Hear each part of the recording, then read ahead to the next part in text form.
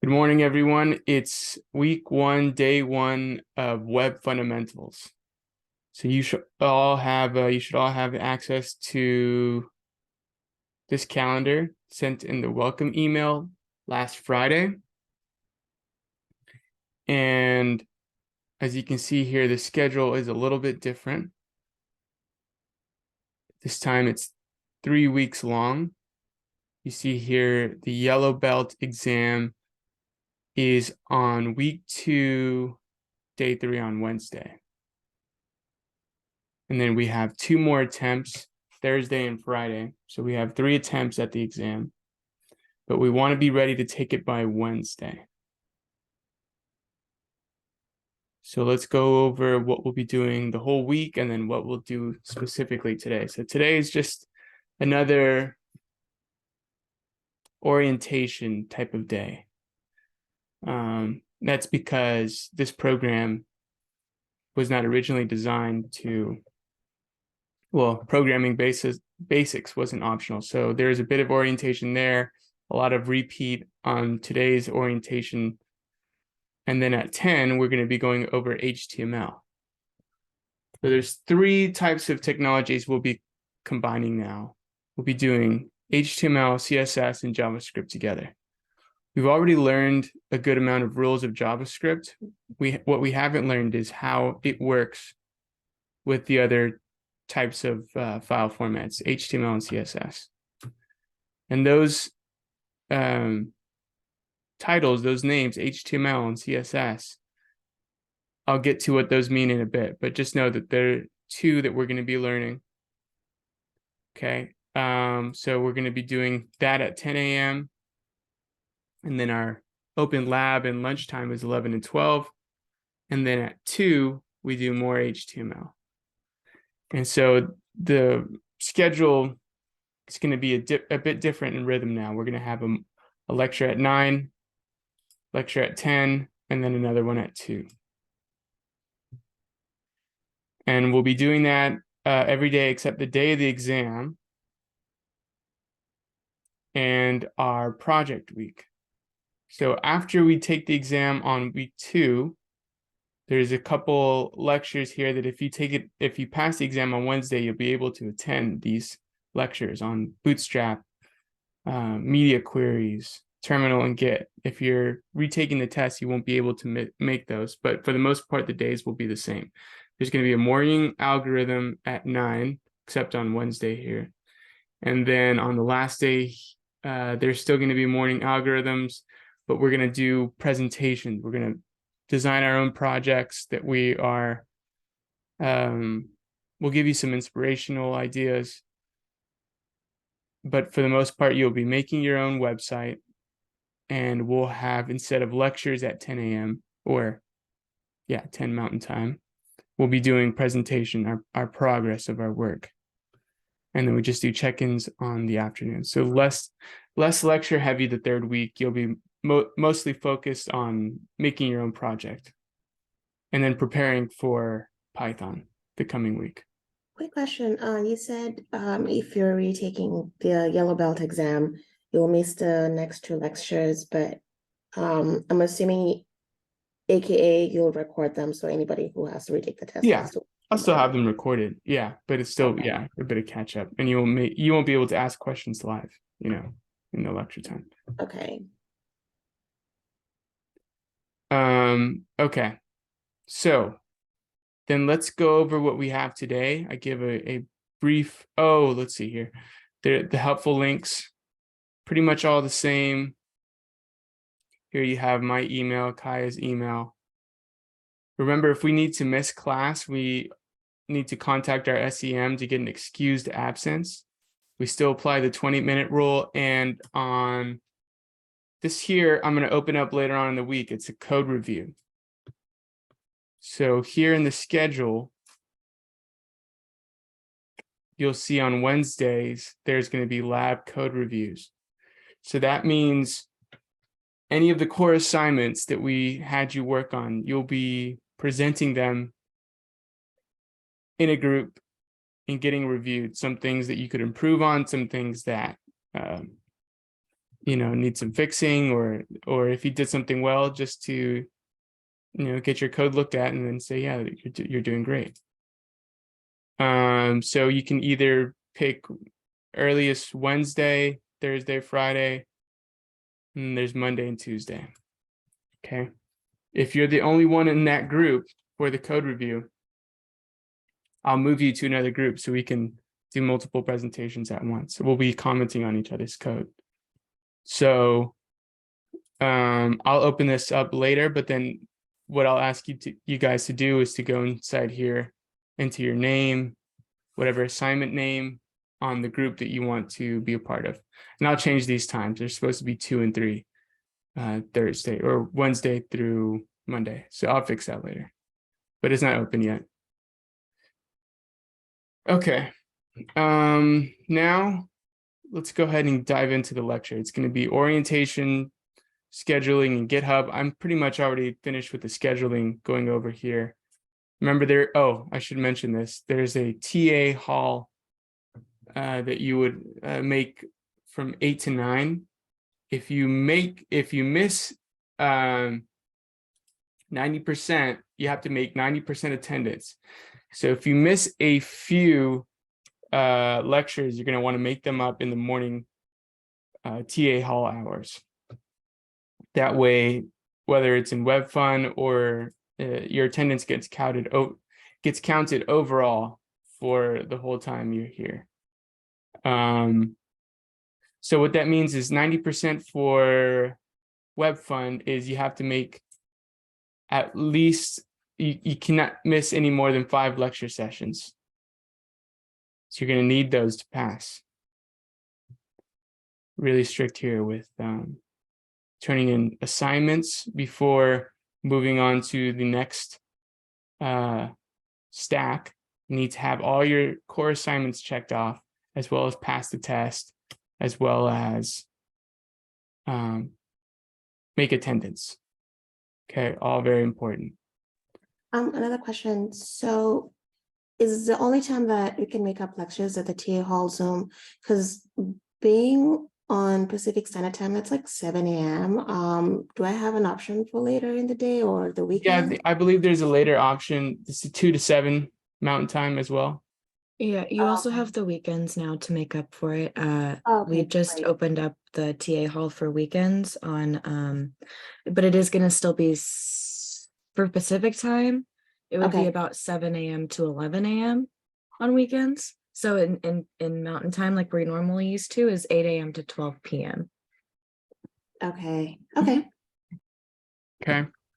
Cool. Good questions. Let's just move on here.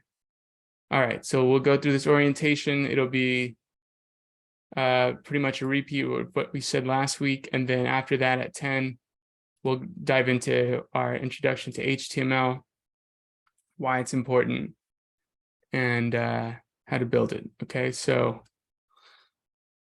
right before the change of the hour, like 45 minutes before, we'll take a break for 15 minutes. So I'll try to make this quick. Okay, so this is reiteration of the expectations to be humble.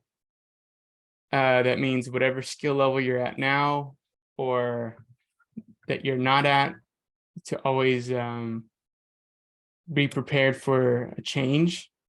That means a change of difficulty, a change of pace, because things can get difficult and you may be relying on someone that has a good understanding of it. And you may have been previously well understanding, but now you realize, okay, I need to build those human connections with people so I can get the help that I need. Okay. So being humble is a way to always be in check and be doing that. Strength through struggle, that means that there's going to be a lot of struggle and you're going to have to find a way to just improve your skill as you would on the job. 20-minute rule we know is if you get stuck for more than 20 minutes, ask your cohort mate use the rubber ducky. That means it's as if when you're explaining a problem to somebody and you realize that you knew the answer to the problem and you just needed to talk it out loud to explain it in order to understand it and find that solution. They call that the rubber ducky, because it's as if you were talking to a rubber ducky. You didn't need anybody's help. You just needed to voice out that problem and why it was giving you an issue. So a lot of times, even when we rely on our cohort mates, we're just using that them as someone that they can listen to as we talk about our problems. But also, you may not have that, and you just may have to get rely on your neighbor. Okay, so 20-minute rule. Don't come to me for a private lesson.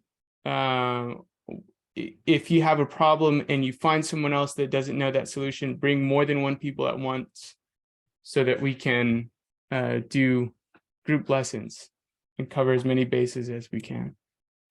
Okay, be present. That means being on time. 90% attendance means you can't miss more than 5 lectures this Web Fund session.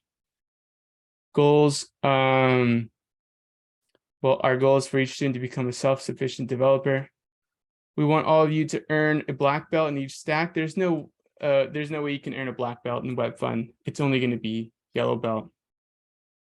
But next stack, if you want to improve your belt level, you can go ahead and there's going to be red belts and black belts. You can get a black belt if you learn more, apply yourself more. We'll do everything in our power to help you reach that goal, but at the end of the day, you must be the one to challenge yourself.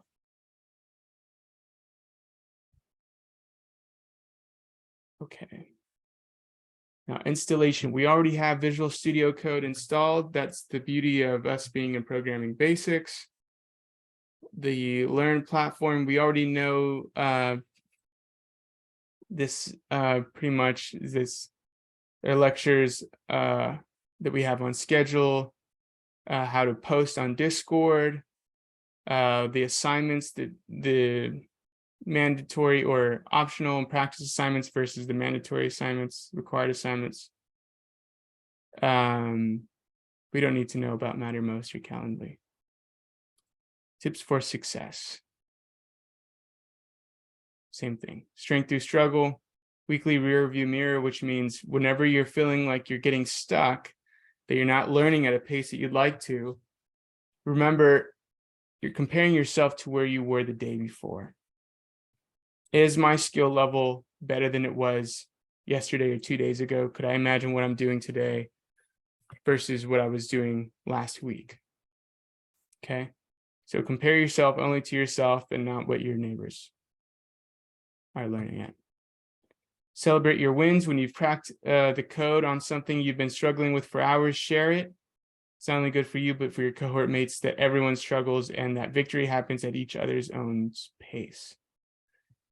And join in celebrating your cohort mates. So if you have a good solution, share it. Okay.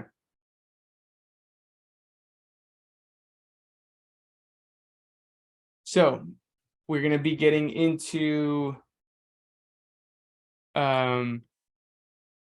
why we've been learning JavaScript this whole time, why Programming Basics took so long on just one single thing, algorithms in JavaScript. We're going to put it together with the tools we see that help build websites, that build the internet. So we're going to be talking about the web at large and the different tools that have been used to build it. Okay. So how the web works. What is the magic web? We use it every day, but we may not fully understand exactly what it is and how it works. As future awesome web developers and general humans who use the internet daily, it's important that we lay a concrete foundation. Simply put, the internet is a large network of computers that are connected and can communicate together. The web is made up of computers that we call clients and servers. So the internet is just computers that are connected with each other. through cables, through transmissions. Okay, clients. Clients are the typical web users' internet connected devices. For example, the computer you're on right now connected to Wi-Fi, and the web browsers on those devices. Okay, client is the web users' internet connected devices. It's our computers. Servers. What are servers? Servers are computers that store web pages or applications. They're just foreign computers on walls, in a big storehouse. They're computers that store web pages or applications. They're computers just like the machine you're on right now, without the keyboard, trackpad, or screen. When a client wants to access a web page, like Google or Facebook, a copy of the web page is downloaded from the server, so that random computer in the big factory, onto the client machine to be displayed in the user's web browser. In simpler words, the client makes a request and the server answers back with a response. Okay, so when we visit a website, it's their files, their images stored in a computer in a warehouse.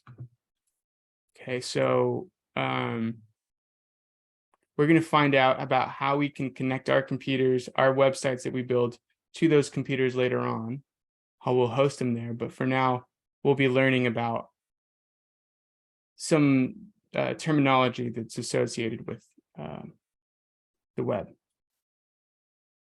Okay. Your browser goes to the domain name server, or DNS. They could think of this as an address book, and finds the real addresses of the Google server that the website lives on. The IP addresses, which is a series of 4 period separated numbers like 52.33.229.159. Okay, it's like an address book. You call a number, you'll connect to that line. The web browser sends an HTTP request message to Google servers, asking it to send a copy of the website back to you. So when you get a view of Google, you're getting a copy of what the website's supposed to look like. So if I'm here on Google now,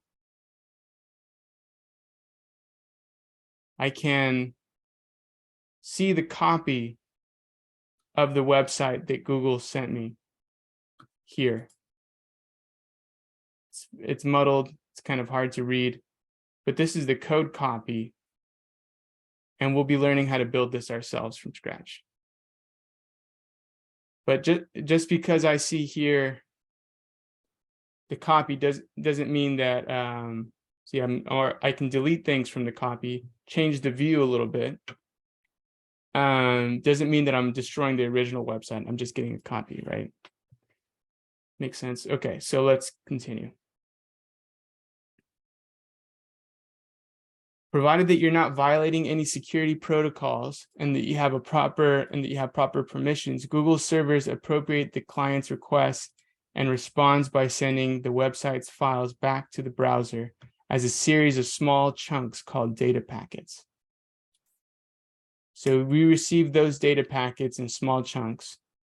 Okay, and the browser assembles the small chunks into a complete website and displays the Google homepage to you.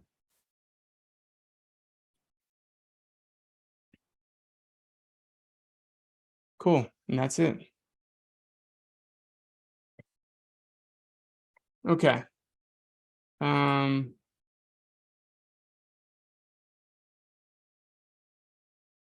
guess I should go over all this here. All right. So what's a URL? When we go to a website, when we want to go to that website's address, we type in the URL, right? google.com.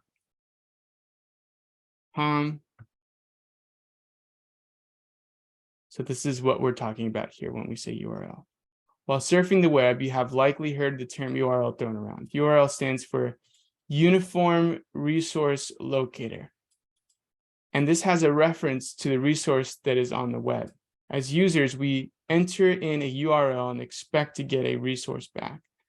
When we enter the URL of facebook.com, http://facebook.com, we expect to get to Facebook's homepage back as a resource that was located. There are two parts given to a URL. HTTP is the protocol identifier. Facebook.com is the resource name. So all websites will have the HTTP:// and then we need to have the resource name. What's an IP address? An IP address is probably another one of those tech buzzwords you may have heard here and there. It may look and sound intimidating, but an IP address is simply one computer's unique identifying address. IP addresses allow the location of literally billions of digital devices that are connected to the internet to be pinpointed and differentiated from other devices. Just like how your home needs a unique mailing address to send you a letter, a remote computer needs a unique IP address to communicate with your computer. That is why we can type in something like www.cnn.com instead of CNN's actual IP address. It would be extremely difficult for any reasonable person to remember the actual IP address, right? So that we're not going to memorize a whole bunch of numbers. Okay, when you type in cnn.com, your web browser visits something called the DNS, Domain Name Server. What is a local host? It's a name and address used by a web browser to find a web server on your computer. The difference between localhost and any other URL like cnn.com is that localhost traffic never travels on a network. Data is transmitted on your computer, hence the word local. Your computer has many different ports which are used to give different access rights to different hosted files. Your local host is unique in that it is assigned to the loopback network interface, which is a fancy way of saying that you are giving access and getting access to the hosted files on your computer. Okay, so what is localhost? Localhost is a perfect tool for developers building web applications. We'll be using our localhost as we develop apps. That's all that to say that.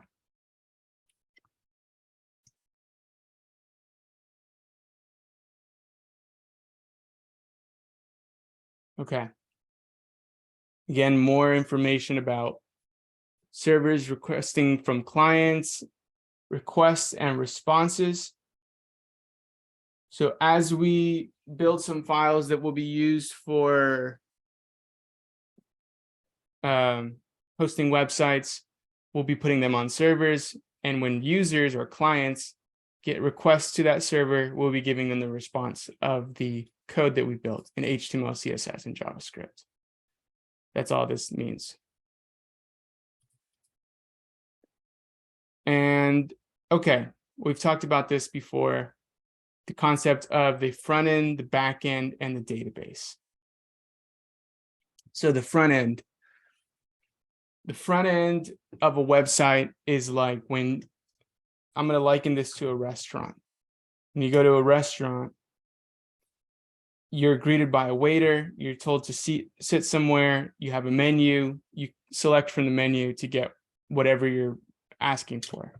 So that's kind of like when you visit a website and you see the buttons on the website, that's like the menu item that you can select from and tell the waiter.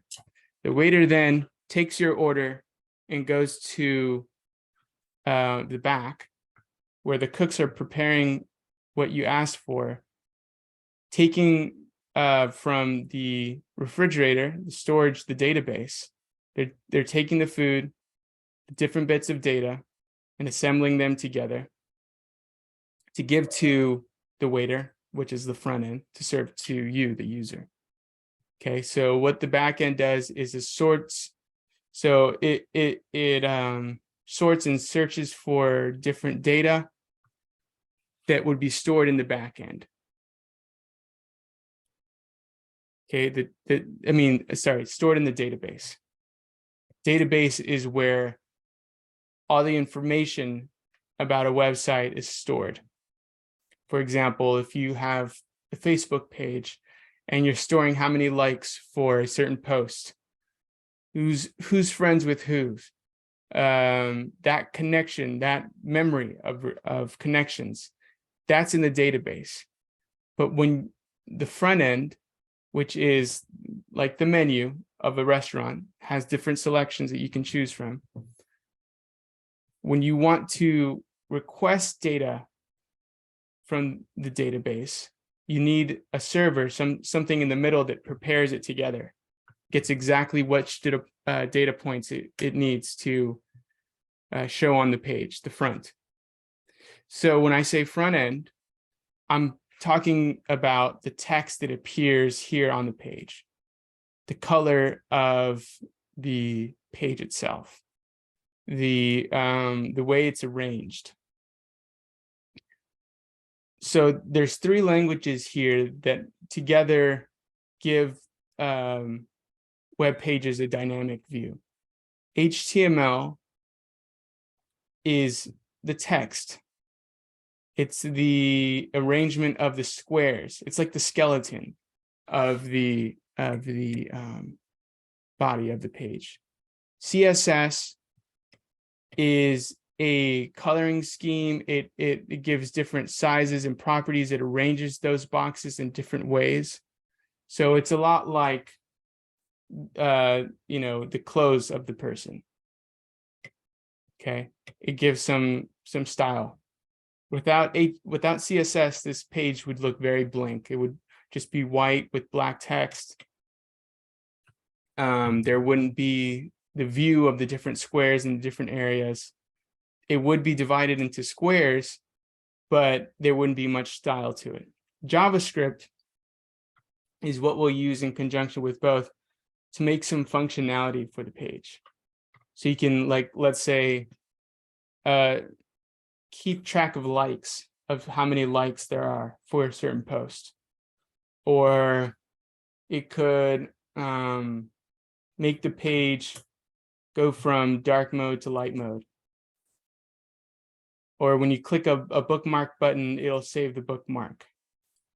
It'll make a pop-up come up in the page. So that's what JavaScript does. It adds some functionality, makes it a little bit like a machine, right? You press a button, you get a ticket.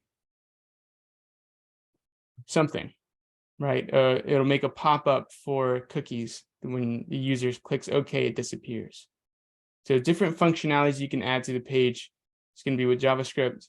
But for the first 4 days, Monday through Friday, we'll be working in HTML and CSS, which is the words, the text, the actual text on the page, how to arrange it in different squares so that when we create a website, we create this view that we're looking at with different navigation bars, search bars, symbols on the page that you can click for buttons.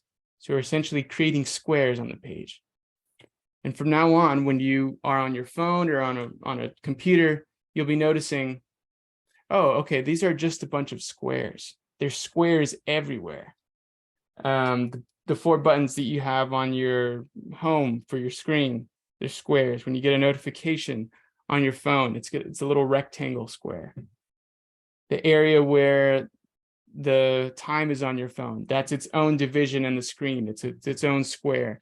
And so we'll be thinking now, it's like I have a friend who said he's a really studied guy. He went to be an engineer, like for buildings. And he says every time he walks into a building now, he's examining the structure of the building. Can't just walk into it without seeing how it's made, how it's composed. So now every time you use a website, every time that you use something on your phone, you'll be paying attention in a bit more depth to how the user interface looks, how the different squares on the screen look, because you'll know how to build them.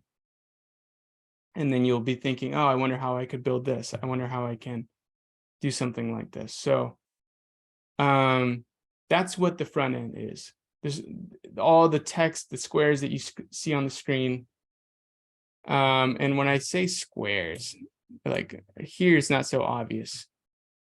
But if I zoom out, let's say here on this page, when I zoom out, if I were to annotate this screen, let me go ahead and do that now.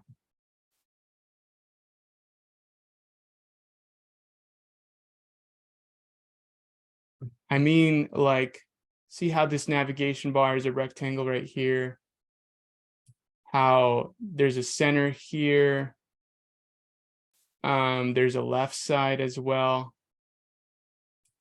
And this could be divided in two. And then you have this section of different words. So now when you look at a screen, you'll be dividing it with your eyes into different sections of a page and looking at how it's arranged. So you see how I'm just adding rectangles, and these rectangles are divisions or areas in the page that I'm figuring out how I would build this page if I were assigned to make it. So you have this here, this information. And I started visualizing a page in rows or columns. So you'll be doing that and be learning how to do this today. Ranging it in columns, in rows. So let's go ahead and get started with that.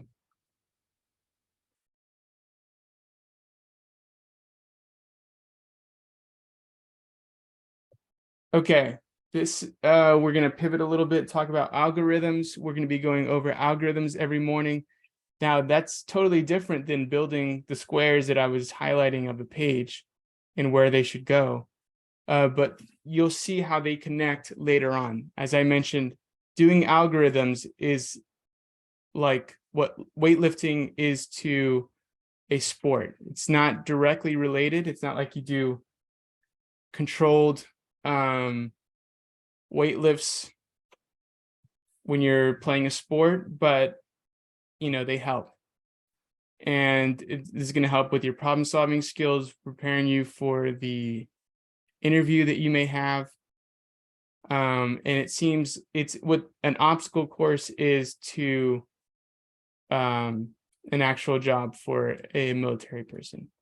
It would not normally encounter an obstacle course where you'd have to swing and climb and jump through so many things at once.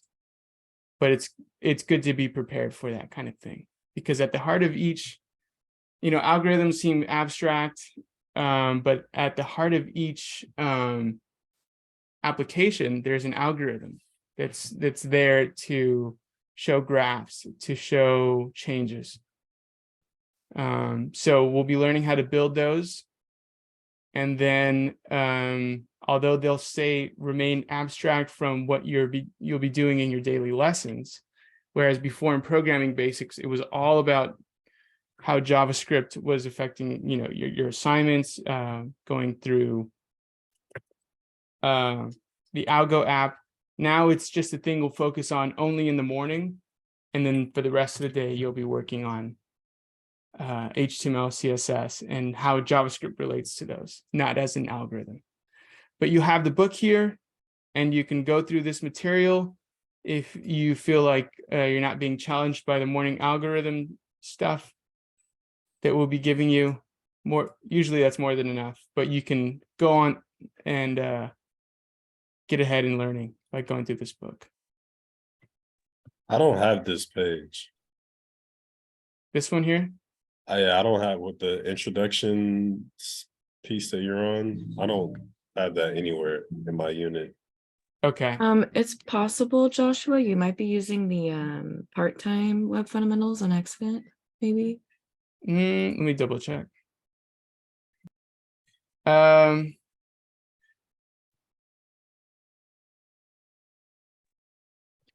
I felt like I was looking at something different the whole time because I was like, okay.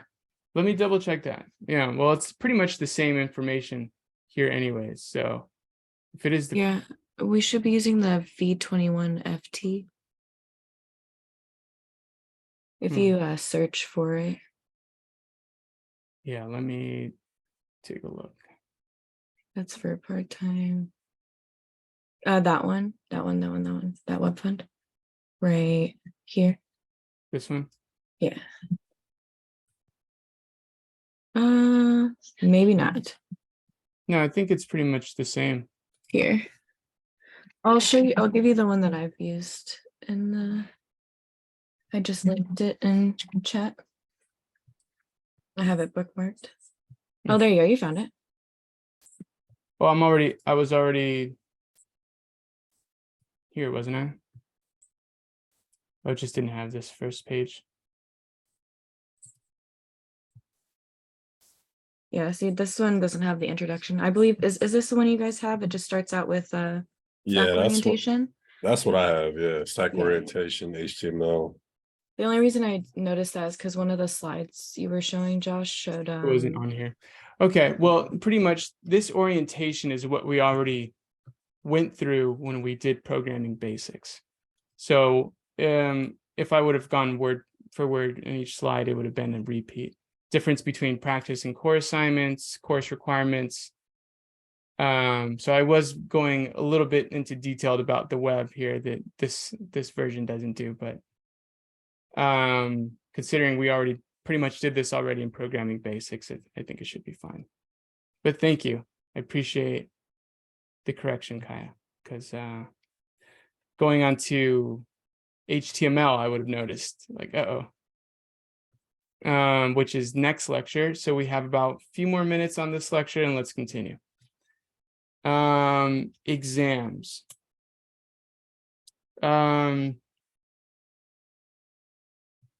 So you need to get an 8 out of 10 on your exam. And you have to have 90% of all your core assignments done in order to take the exam. So that means all of your core assignments. All of them need to be done before you take the exam. All right, and you'll need a score of 8 out of 10 or higher to pass. It's pass or fail. And as we learn more, we'll go over what that means exactly. How we count the points. Academic honesty, that means you can, like we said for programming basics, you can rely on each other to help get solutions done for basic assignments, but you cannot copy each other's work directly. Okay, there's a fine line and you don't want to cross it there. Between using each other for help and copying directly. Okay. I think that's it. Be humble. We already went through all this information. Yeah, let me just touch on this and then that'll be the last thing we do. And then we'll get a 10-minute break or 15-minute break here. So far, this has been your guys' journey. Well, it's not tracked on here because there hasn't been programming basics added. But for HTML, CSS, and JavaScript, things are going to be getting progressively stressful until we get to the day of the exam. And that's usually when the most stress is piled on. After that, in project week, the last couple of weeks are a bit easier. And that process repeats itself through Python, through the MERN stacks, and through Java. Okay, this it gets a little bit difficult for learning so much information at once. So I'll do my best to go slow and explain everything. But we really want to make sure that you are fully understanding everything, not that we're making shortcuts so that you just pass and go to Python. Okay, if you don't pass this WebFun course, it means that you weren't meant to go to Python yet, because that is said to be the first real challenge. A lot more technology is involved, and some people that like front end, which is web fundamentals. People that like front end may not like back end, or back end may not like front end. Some people like both. So this stack, or this course, this introduction course, is going to be a little bit different than the rest of your experiences, but the pattern is still going to be the same, is what I'm saying.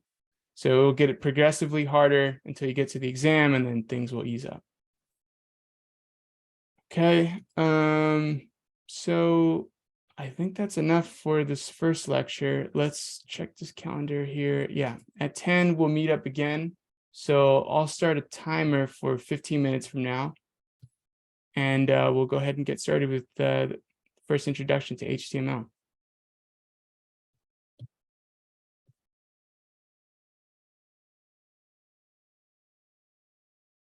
Anyone have any questions before I close out the lecture? Hey Joshua, are you gonna send that to my Gmail? The schedule I think I still got it on my Yahoo. Oh, it didn't. The schedule, you didn't receive it? Not on my Gmail. Like I'm not able to open it. Same problem